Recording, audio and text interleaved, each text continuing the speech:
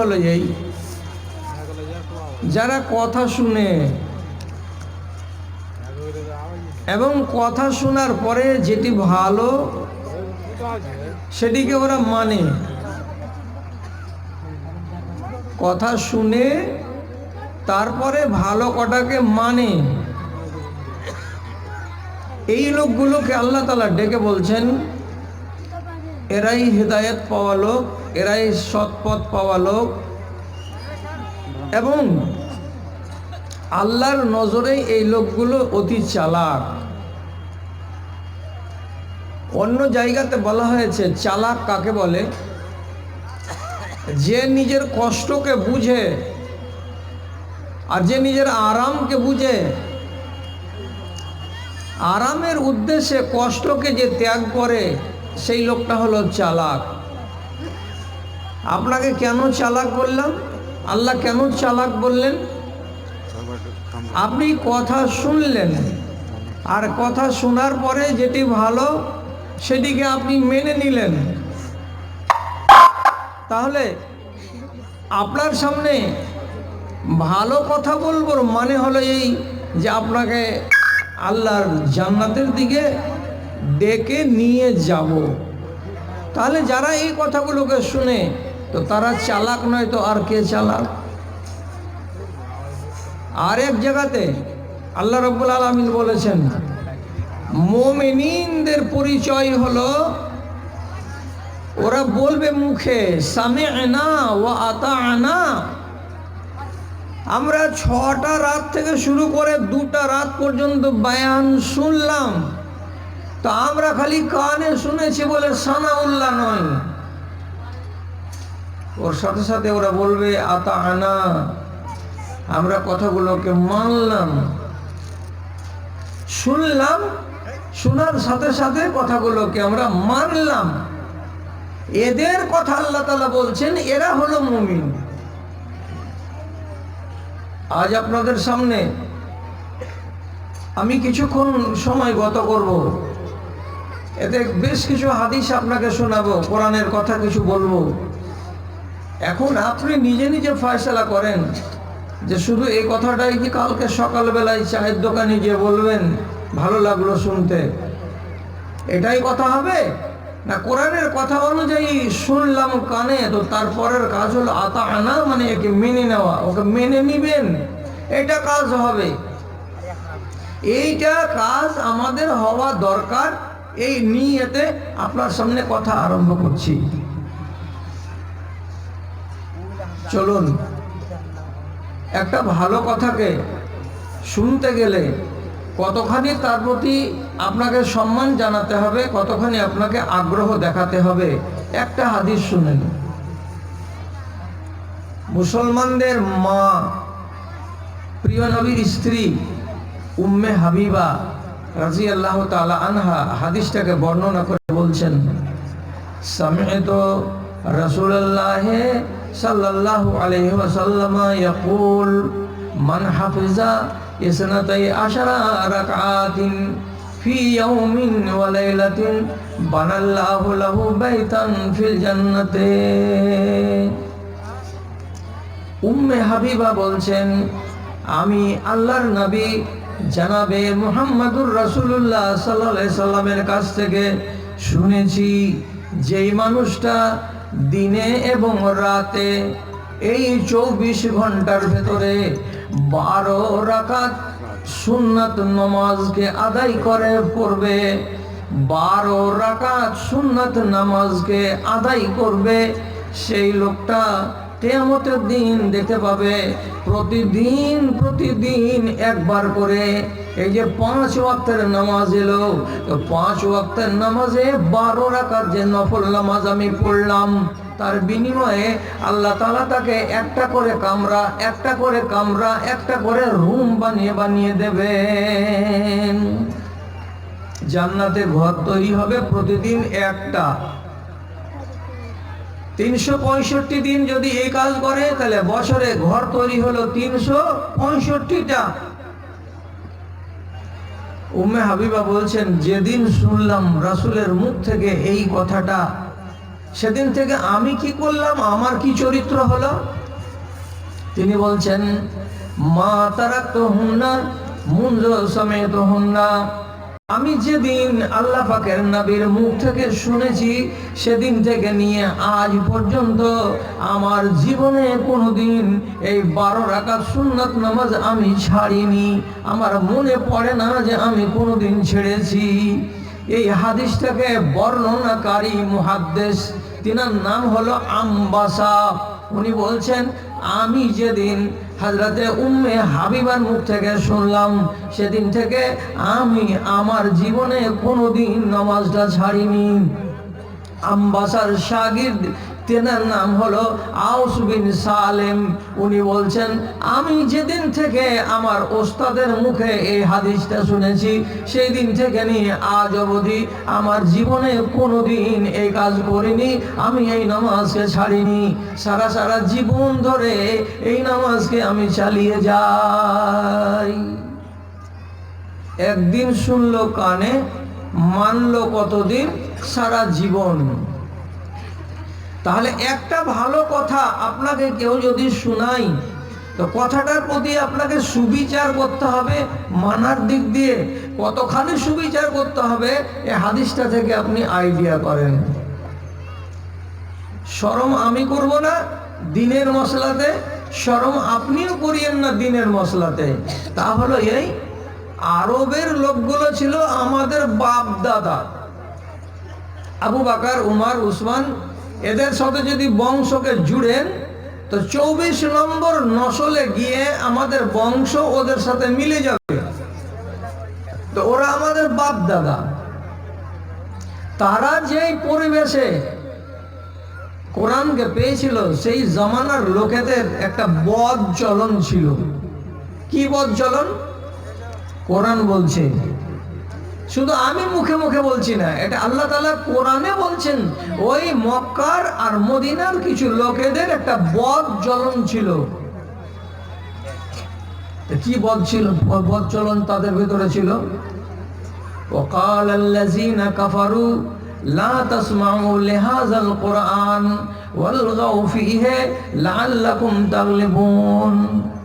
যখন নবী মুহাম্মদ তোমাদের সামনে কোরআনের আলোচনা করবেন তখন তোমরা 2-4-10টা ছেলে মিলে হই হট্টগোল করবে, চেঁচামেচি করবে। আর জোরে জোরে কথা বলতে গেলে, চেঁচামেচি করতে গেলে বাকি লোকগুলোর কানে ভালো কথাগুলো যাবে না। আর নবী মুহাম্মাদের কথা যদি কানে না যায় তাহলে তারা তাকে মানবে না। অতএব মক্কার লোকেরা ভালো কথাগুলো শুনতে রাজি হতো না। ওদের রোগ ছিল ভালো কথা শুনতো না, ওদের রোগ। আর ওরা আমাদের বাপ দাদা, ওদের ছেলে আমরা, পোতা নাতি আমরা। তা আমাদের রোগ কি? ওরা শুনতো না, কেন যে ওরা মানতো না। আর আমাদের রোগ কি? আমরা কিন্তু শুনি, আমাদের এটা ভালো দিক, আমরা কান লাগিয়ে লাগিয়ে আওয়াজ শুনি। কিন্তু আমাদের মন্দ দিক হলো এটাই যে বাপের মতো চলন যে আমরা মানি না। ওরা শুনতোই না আর আমরা শুনি, ওরা না শুনে মানতো না আর আমরা শুনে মানি না। এটা হলো আমাদের রোগ, ওটা ছিল ওদের রোগ। শুনছি, শোনার পরে আমরা মানি না। তাহলে এই লোকগুলোকে কি আল্লাহ তাআলার কথা অনুযায়ী বলা যাবে যে হাদাহুমুল্লাহ, এদেরকে আল্লাহ তাআলা হিদায়াত দান করেছেন? কোন সাহসে বলতে পারবো যে আপনি আল্লাহর হিদায়াত পেয়েছেন? যদি বলেন আমরা কোনটা মানি না মৌলভী সাহেব? সবই তো মানি। কোনটা মানি না? সবই মানি। যদি এ কথাটা বলেন মানুষ, কেউ যদি বলে আমার সামনে যে আমরা সবটা মানি, তাহলে আমি এখানে আপনাকে বলছি, কার এতখানি হিম্মত আছে? আপনার সাহস যদি থাকে তো বলেন যে হ্যাঁ আপনি একটা বাহাদুরের বাচ্চা আছেন। আল্লাহ পাকের রাসূল নিজের বেটি ফাতেমার বয়স যেদিন 15 বছর পুরা হলো তখন হযরত আলীর সঙ্গে বিয়ে দিলেন। এই আলীকে যেদিন 8 বছর বয়সের আলী, সেদিন আবু তালেবের কাছ থেকে আল্লাহ রাসূল আলীকে নিয়েছিলেন। তুমি চাচা গরিব, তুমি ছেলে পুষতে পারবে না, আমাকে দিয়ে দাও, আমি ওর লালন পালন করব। তাহলে হযরতে আলীকে 8 বছর বয়স থেকে আল্লাহ রাসূল লালন পালন করলেন, জামা দিলেন, কাপড় দিলেন, খাবার দিলেন, জুতা দিলেন, স্যান্ডেল দিলেন, চপ্পল দিলেন, সব দিলেন। 21 বছর বয়সে আলীর সঙ্গে বিয়ে লাগলো। তখন রসুল বলছেন যে মোহর নিয়ে এসো, বিনা মোহরে বিয়ে হবে না। বেচারি হযরত আলী, যেটা লোহার তৈরি করা জামা যুদ্ধের ময়দানে গেলে গায়ে দেয় মিলিটারিরা, সেই লোহার জেরাটাকে ঘাড়ে করে বাইরে নিয়ে গেলেন, হযরত উসমানের কাছে 400 দিরহামে বিক্রি করলেন। আর 400 দিরহামে বিক্রি করে 200 দিরহাম নবীর হাতে দিলেন, আর 200 দিরহাম নিজের সংসারের জন্য রাখলেন। নবীকে বললেন, এই 200 দিরহাম দিলাম, আপনার বেটি ফাতেমাকে বিয়ে করব, তার মোহরানা, আমি গরিব মানুষ, এর বেশি দিতে পারবো না। নবীর বেটি ফাতেমার বিয়ে হলো আলীর সঙ্গে নগদ 200 দিরহামে। আলী শ্বশুরের কাছে টাকা নেয়নি। এটা হলো ফর্মুলা। যদি আপনারা বলেন আমরা সব মানি, তো সব যদি মানেন তো পাটা আছে বুকের? কেউ এখানে আছে এরকম লোক যে বলতে পারবে যে হ্যাঁ আমি নগদ মোহর দিয়ে হযরত আলীর মতো বিয়ে করেছি? কেউ বলতে পারবে এইখানে যে আমি হযরত আলীর মতো শ্বশুরের কাছে টাকা নিইনি, আমি টাকা না নিয়ে বিয়ে করেছি, আমি পণ নিইনি, আমি জাহেজ নিইনি? এ কথাটা কি শেরশাবাদ কওমের যুবক ছেলেপিলে বলতে পারবে? কেন পারবে না? এই জন্য পারবে না যে বিনা টাকা নেওয়াতে কোনো শেরশাবাদের বাচ্চার বিয়ে হয় না। সব উল্টা উল্টা কাজ করছো, মানো। যদি বলে হ্যাঁ সাহস আছে, কথা বলতে পারবো, কথা যদি বলতে পারেন তো শুনেন, আর শোনার পরে আওয়াজ করবেন। বুখারী শরীফের ভেতরে হাদিস আছে, মদের ভাট্টি ছিল হযরতে আবু তালহার বাড়িতে, আর মদ গ্লাসে ঢেলে ঢেলে দিতেন কে? নাবালক ছেলে হযরতে আনাস। টাকা নিত মালিক, ওর বাড়িতে ভাট্টি, আর ওইখানে খাদেম হিসেবে কাজ করতেন কে? তো হযরতে আনাস। গলির দিকে আওয়াজ পড়লো একবার, রসুলের পক্ষ থেকে আওয়াজ এলো, কি বলে? হুররিমাতিল খামর, মদ হারাম। যেমন শুনলো মদ হারাম, ছোট ছেলে আনাস ভিতরে গিয়ে মালিক তালহাকে বলছে, মালিক মদের ব্যবসা করছো, রসুলের পক্ষ থেকে অর্ডার হয়েছে মদ হারাম, এই আয়াত নাজিল হয়েছে। আয়াতটা যখনই পড়ে শোনানো হলো, হযরতে আবু তালহা বললেন, ভাং কলসি আগে, ভাং ঘেইলা আগে, ভেঙে দে, যতগুলো মটকা আছে সবকে লাত মেরে মেরে, পাথর মেরে মেরে ভেঙে গুঁড়িয়ে দে। যত মদ ছিল ঘরের ভেতরে সবকে সঙ্গে সঙ্গে জমিনে বহিয়ে দিল। আর দেওয়ার পরে সাফ জবাব দিয়ে বলল, মদ যখন হারাম তো জিন্দগির মতো মেনেই নিলাম যেটা হারাম, হারামে আর আমরা মুখ লাগাতে যাব না। ওদের বাপ দাদারা, ওদের বংশের লোকেরা আর হারামে মুখ লাগাতে যায়নি। তার 24 নম্বর নসল। এটা কোথায়? তো একড়া, এটার নাম কিন্তু ডুমরা, ওইটা গ্রামের নাম কিন্তু বিশনপুর। এই গ্রামের নসলগুলো, মুসলমানের বাচ্চাগুলো ওদের বাপের মতো করে তওবা করেছে যে আমরা নেশা খাবো না, মদ খাবো না বলে। পাটা আছে বুকে, হাত উঁচু করে বলবে যে হ্যাঁ আমরা মেনে নিয়েছি। আবু তালহা যেমন মেনে নিয়েছিল, আনাস যেমন মেনে নিয়েছিল, তেমনি আমরা মেনে নিয়েছি যে আমরা আর নেশা করি না, নেশা আমরা খাই না। সত্য কথা বললাম।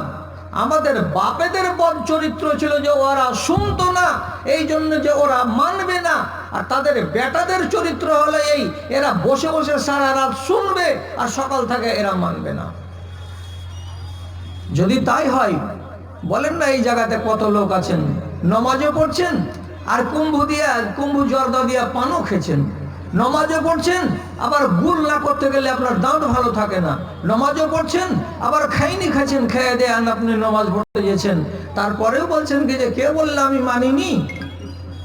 এগুলোকে মানা বলে? কি বললাম উম্মে হাবিবার কথা। আমি আর একটা হাদিস আপনাকে বলছি, থামতে পারেন তো কথাগুলোকে শুনেন। শুনলে আমার বাপের জমিদারি থেকে এনে বলছি না যে আপনি গায়ে রাগ করে নেবেন। হযরত উমর বলছেন, কুন্না নুসাল্লি খালফা রাসূলিল্লাহ সাল্লাল্লাহু আলাইহি ওয়াসাল্লাম ইয সামি'তু সাউতান ইয়াকুলু। একদিন আমি নামাজ পড়ছিলাম আল্লাহ পাকের নবীর সাথে মসজিদে। নামাজ পড়তে পড়তে হঠাৎ নামাজের মাঝখানে একটা লোকের মুখ থেকে দোয়া শুনতে পেলাম। এই দোয়াটা আমি জীবনে এর আগে শুনিনি, আমি প্রথম সেদিন শুনতে পেলাম। লোকটা দোয়া পড়ছে কি, আল্লাহু আকবার কাবীরা, আলহামদুলিল্লাহ কাসীরা, সুবহানাল্লাহ বুকরাতাম ওয়া আসীলা। ভালো করে শুনেন। আগে ঈদুল আজহার নামাজে তাকবীর দিত আমাদের দেশের মাওলানারা, তো এই তাকবীরটাও ছিল। কিছু কিছু আলেম পয়দা হয়েছে দেশে যাদের মির্গি রোগ আছে, খালি কোনো হাদিসকে বাতিল করো বাতিল করো বাতিল করো। এই দোয়াটাকে ওরা উঠিয়ে দিয়েছে, দিয়ে একটা দোয়া রেখেছে, অথচ এই দোয়াটা সহিহ মুসলিম শরীফের ভেতরে হাদিসটা আছে। আপনি আবার শিখে রাখেন, আপনার কাজ দিবে। আল্লাহু আকবার কাবীরা ওয়ালহামদুলিল্লাহ।